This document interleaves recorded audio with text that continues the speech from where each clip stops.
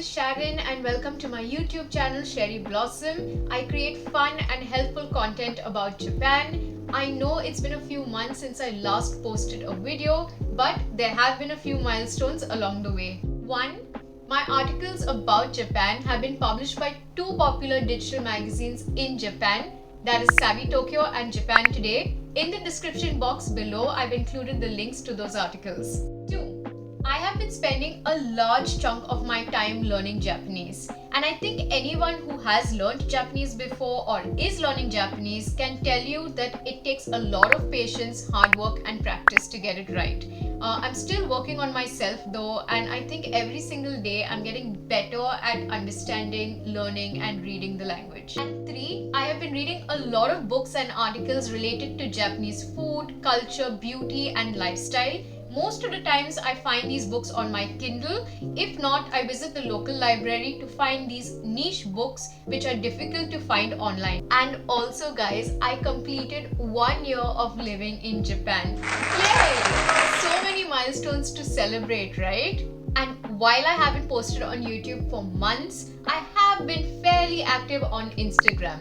I really like sharing my life updates and experiences about living here on this platform. And the people who follow me there often ask me interesting questions like, what do you do in Japan? Why did you choose to move there in the first place? How have you adapted to the lifestyle, food and culture?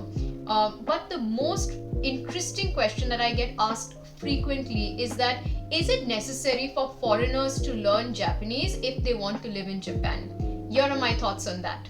So it depends on 3 aspects: the situation, the purpose and the duration of your stay in Japan. So let's talk about situation first. Let's say you're a traveler who wants to tick off every country on your bucket list, spend a few weeks in a new country and then move on to the next adventure. Then I don't think you need to learn Japanese in depth. Just knowing a few key phrases in Japanese or using Google Translator should help you get by. Situation 2. If you're coming here as a student or for work, then you may need to learn Japanese if your job or university requires you to do so. A JLPT N3 level is the minimum.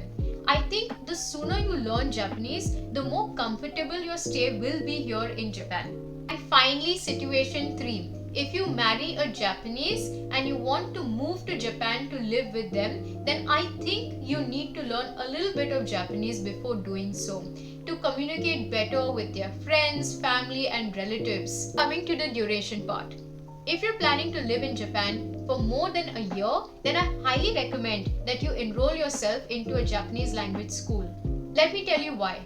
I've been living in Tokyo for a year now, and I can tell you that I've come across only a few Japanese people who can speak English. Maybe just the basics like self-introduction and small talk, but it's quite difficult to have meaningful conversations with people here if you do not know the language. And it's not just the case with living in Japan. It could be any other country in the world that does not speak English or your mother tongue. Hence, I think it's very important to learn the local language while you are in that country. And think about it, knowing the local language equals to freedom and independence. Not only will you be able to communicate your thoughts better, but you'll also make new friends along the way. You'll be able to read signs, travel by public transport, communicate better with your colleagues and friends. It's a win-win situation. I think anyone who has a passion for learning the Japanese language should definitely pursue it.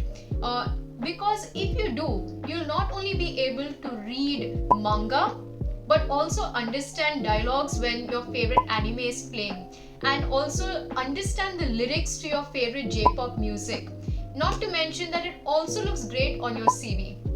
I also want to introduce you to these books that helped me improve my Japanese. They are pictorial and they're rich in vocabulary and key Japanese phrases. So since they helped me, I want them to help you as well. So let's check them out. So the first book we have is a Japanese dictionary. It's this big blue book that has around 1500 useful Japanese words and phrases. I bought this from Amazon Japan for around 2300 JP yen. That's about 1300 Indian rupees. It's perfect for those who are giving their N5 and N4 exam. Next is this kanji starter book, perfect for people who've just started learning Japanese and basic kanji. There are around 300 kanji characters in there, and I bought this on Amazon for around 1900 JPN. Next is Eat Japan. A must-have book for foodies. It has a lot of pictures in it and introduces the reader to Japanese food culture and ingredients. And it also has a bunch of useful eating out phrases. Next is my personal favorite, an easy to carry mini dictionary phrase book for beginners. More than a dictionary, I like that it has phrases for every situation. And the last book is this pictorial Japanese dictionary book. It's different from the others I mentioned above because it covers more phrases and vocabulary. A must-have for anyone who is passionate about learning Japanese. It's available on Amazon for around 1415 Japanese yen. That's it for now, guys. Thank you so much for watching my video. If you like the content that I create about Japan, please subscribe to my channel. And if you like this video, please give it a like and leave a happy comment. Thank you so much again. See you soon. Mata ne!